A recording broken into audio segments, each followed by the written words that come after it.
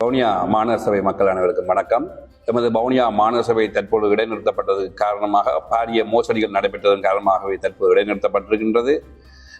வவுனியா அங்காடி வியாபாரிகள் சம்பந்தப்பட்ட பலதரப்பட்ட விஷயங்களில் இவர்கள் பல பண மோசடிகள் கொண்டு ஊழல் மோசடிகள் கொண்டு செய்து வருகின்றார்கள்.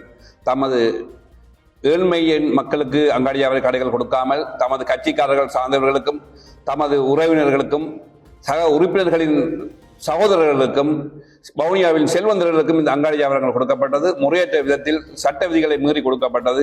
இவர்கள் சர்வதிகாரமாகவும் தன்னிச்சையாகவும் முடிவெடுத்து தான் இந்த கடைகளை கொடுத்திருக்கிறார்கள்.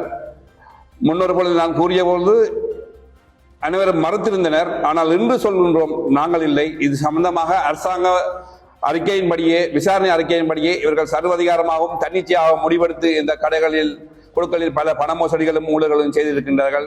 இது சம்பந்தமாக மேலதிக விசாரணைகள் நடைபெற்றுக் கொண்டிருக்கின்றது.